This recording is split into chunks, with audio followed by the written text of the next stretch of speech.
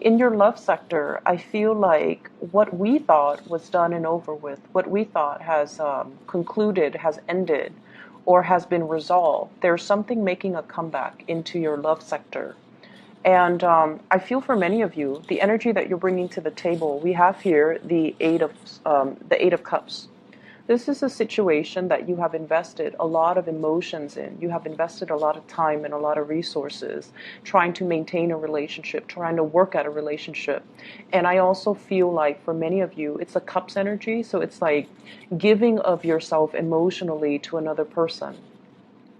And I feel like this was a situation that was quite uncomfortable and quite painful for you to be in, mainly because either the relationship was very unbalanced from the start, or despite all the effort and the work that you put in, you just felt like there wasn't that reciprocity coming through from the other person. And so with the hearts in the reverse, it's almost like emotionally, it was very taxing. It was very difficult, and you felt very alone and isolated in this process through the entire time frame that you were dealing with this person. For some of you, it might be a period of 8 months that you've had this relationship partner, or have been in this relationship, or have been feeling like this, feeling very empty and feeling like it's not really going anywhere. This card indicates to me a very barren landscape where, despite the big love that's kind of emanating from your heart, you feel like you were losing pieces of yourself, and you feel like, not in the spirit of wasting time or, being efficient with time when it comes to love, but you almost felt like you were not getting what you were hoping for out of this relationship. Um, if you are withdrawing, or if you find yourself, gradually interested in, they show up here as the hangman. And the way that they show up here is they're also stuck in a very, very uncomfortable situation in the same manner as you are. So, yes, they might understand that you are putting so much of yourself in, but because they are stuck in this space of limbo, am I going to be cut down? Am I going to be freed? Am I moving on with my life? Am I stuck here? They're stuck in this state where they can't really make a decision, where they can't really promise you anything, and they can't really make a move towards you because they feel like you're not free to do so, or they're not free to do so. And I feel the energy playing out both ways, where both parties you feel emotionally very frustrated and very stuck, whereas they feel physically very frustrated and very stuck. But I definitely feel they have the love towards you. And it's sort of like everything that's below that they're trying to grasp at. This is you with a lot of growth and abundance underneath, but they're so far removed from it. And it seems as if life or circumstances are driving a wedge in between the two of you, where you're trying to formalize plans and you're trying to get the relationship off the ground. But it seems like you're on different pages at this point. And it seems as if they feel like you're slightly out of reach. Okay, so whatever the situation occurs for you, they feel like you're out of reach. So yes, the emotions and the love is definitely there from their end, but they're not able to free themselves to do anything about it. All right. So I feel like you have to really understand the constraints that your partner is dealing with, the physical constraints. So yes, the emotions might be there, but for whatever reason, there are some awkwardness, there are some discomforts, as well as some physical constraints that they're dealing with that's disallowing them from reaching out to you, or reaching for you. And so the culmination for this week, we do have the Tower, and the Tower brings about abrupt and sudden change. So if this is a situation you feel like, what, it's not really serving my purpose, I'm choosing to walk away, I feel like there is going to be a major, major turnaround for the better with this Tower card that is allowing information and communication to come in.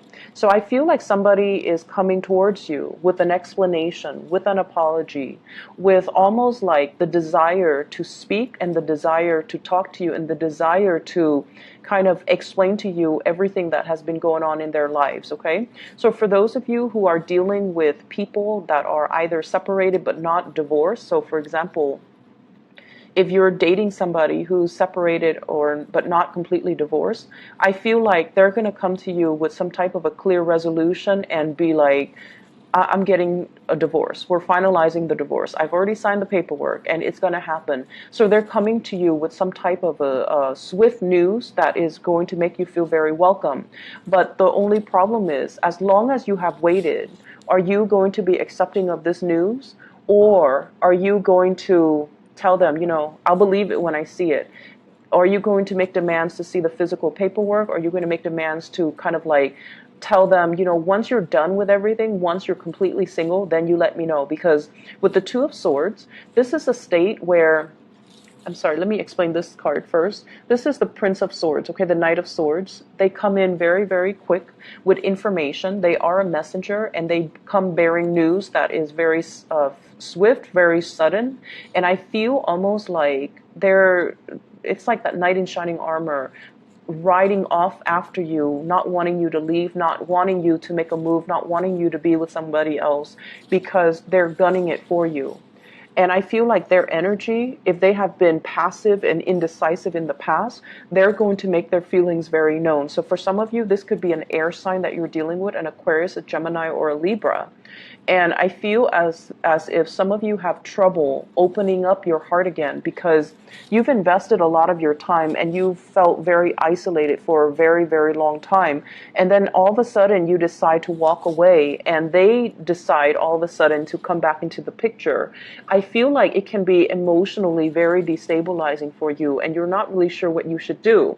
And my advice in love overall is, if this were to happen, you need to see the evidence. You need to see proof. You need to have them make some concrete actions, and you need to kind of wait it out and let them know that, I need proof, I need evidence, or I'll believe it when I see it. So why don't you not tell me ahead of time, but just wait until everything is finalized, and then we'll go from there. So I feel like, erring on the side of patience, because this person really doesn't want to lose you, and they're coming in, rushing in fast. So whatever you thought was done and over with, that you've moved away from, I feel like the other person is beckoning you to come back, or they are coming in to ask you to come back. So with the Tower in the center of the spread, I pulled out two cards to clarify the Tower. And I have here the Three of Pentacles. And the Three of Pentacles can indicate a situation where three people are involved. I don't see infidelity so much with the Three of Pentacles, but I feel more like it's an entanglement that can be financially motivated. Three people entangled in a situation. That is, there are home mortgages, children, child support, alimony, things that are kind of like the building blocks of a family unit. And when this is disturbed, so it indicates to me that you might be dealing with somebody who's either married, who's either trying to get divorced. You yourself might be married, you are trying to get divorced, and another person is like rushing the process. But I feel like somebody's rushing the process. We have as well the Sun. And the Sun, in this deck, it's sort of like, what will other people think? It's sort of like someone who's very reputation conscious, someone who's in the public eye, who has a lot of people that are looking up to them. They're when they do well, everyone will see. When they do poorly, everyone will see. So they're highly visible in their professional life, or they're highly visible to the people that they're around. And as a result of it, there's a sense of obligation, like with greater responsibilities come greater visibility. And I feel like there's a sense of responsibility about them, but I also feel they are very, very status, reputation conscious. And so they're trying to avoid airing out dirty laundry in public. They're also trying to avoid creating too much riffraff, like rocking the boat too much in their environment. So they're a little bit resistant to change because their mentality is, what will people think? So if you're dealing with somebody like this in the work environment, they might not want to, they might want to keep workplace romances on the down low, so they might not want to advertise that they're dating a coworker. If you're dealing with a person who is, separated and not yet divorced or getting divorced, they're also trying to ease the process in a smoother manner, mainly because there might be children involved, okay? So it's the Sun giving life to these two birds. So I feel like it might be somebody who has children, and I also feel like they're trying to buffer and ease the financial initial disengagement process between them and their partner. So being a little bit patient with your partner, but also being a little bit more critical as to the information that they're giving you. Are they really free, or are they just saying this because this is, I feel like you're giving somebody kind of like, this is the last straw. You have until such and such date. Otherwise, I walk away. And I feel like it's caught them off guard, and it's kind of like an ultimatum that they did not expect. And so they're coming to you, rushing to you with all these promises that, I'll change, I'll make amends, I'll try to, wrap things up from my end. So I feel like something is making a comeback. You thought it was done and over with, but it's making a comeback. And I feel like it can be worked at. You just need to, be very firm about your boundaries here. Okay? Other areas of your life, I feel like you have a very strong spiritual advice that is coming into the picture with this Hierophant card. And it's a major arcana card. And this is usually indicative of family institution. This is usually like family tradition, customs, rule of law, and, even the rule of karma that we mortals have to abide by. Okay? This is doing things by the book. What was done in the past needs to be obeyed and respected. It's not in the spirit of retrenchment and, conservatism, but it's all about doing things so that we don't create changes that are too fast, too disruptive, and too swift, especially when there are other people that are involved, or there are other people that are affected by the change. So I feel like whoever you're dealing with, or whatever you're trying to create in your own life, we have here the Magician. The Magician is somebody that is very much independent. They only think about, what they can conjure up for themselves, what they can manifest. And this is somebody who's a little bit of a untraditional, unorthodox, and they kind of live for themselves. So I see like you're dealing with someone who might have a little bit of a selfish streak, or they're kind of like, they're out to live the good life. Okay, there might be overspending. There might be a lot of opportunities for you as well to wine and dine with really rich, really wealthy clients, for you to wine and dine and have a really good life that's coming through for this week. And I feel like for many of you, this is on a client basis where promises are being made on a very grand scale, but at the end of the day, you want to make sure that they're able to follow through. So I feel like in opposition to the Hierophant, this is sort of like doing things that are tried and true. And this is kind of like forging our own path and doing whatever that feels good for us. So actions and consequences, okay? The major advice here is you can definitely straddle some type of a middle ground, or find some type of a middle ground where you don't have to err on one side, too much conservatism, and then on the other side, too much individuality, because that can also create a lot of friction in the environment and with the relationships that you're trying to foster for yourself. So erring on the side of, having kind of like that middle ground, that sense of balance, I feel is going to be really good for you. I see many of you working on a contract client basis, and you're out, wining and dining your clients in order to close the deal. So for those of you who are self-employed, in particular with this Nine of Coins, it indicates basically being able to land really lucrative assignments, being able to land large portfolios, or very wealthy, very well-endowed clients, and having to add that to your portfolio that will grow for you and that will manifest for you. So commission paychecks, I feel like those are kind of coming in. Back pay, maybe even overtime pay, all of these things are coming into the picture for you for this week. And so financially, you're in a very, very good footing. However, I want to also advise you to, curb your spending for this week. Not because you are extravagant for this week, but mainly because if you are out, with business deal, business lunches, business dinners, make sure that, you keep all the receipts, you keep everything itemized, you staple everything that pertains to that one day together, so then you're not like ruffling through a bunch of receipts in order to get, your reimbursements. And with the Page of Wands, this is some type of a news, and I feel it's receipt related, okay?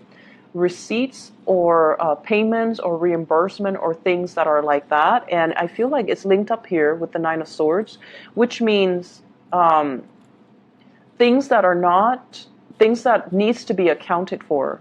And I see like a lot of worries and anxieties here, and I feel like it might be finance related, where you might have misplaced some receipts, you might not have the reimbursement that you're looking for, and especially if you're spending a lot to woo a client or to get a client on board, and then you're kind of you lost that receipt, or you're losing that paycheck, then it's going to be really hard for you to recoup your losses. Okay. And I'm also feeling as well, if in the past weeks you have been spending very, very extravagantly, this might be the week where things start to catch up with you. And it creates a little bit of a financial sore spot that you're going to have to work through, that you're going to have to, kind of plan out and strategize how you're going to be able to pay that credit card, how you're going to be able to recoup whatever it was that you spent an exorbitant amount of money on. So this is a good week overall for you to take stock, to not be too extravagant with spending, but have a better strategy when it comes to your investment, when it comes overall to money that's leaving your hands. I feel like on the work front, you're seen as somebody that has a lot of, it's almost like you have a sense of magic about you with this magician card, where you can talk big and you can conjure up these really grand plans. But when it comes to the people that you're trying to convince, I feel like they're going to go with the tried and true method. Okay, they're going to defer to the Hierophant, which is, if it's not broken, let's not fix it.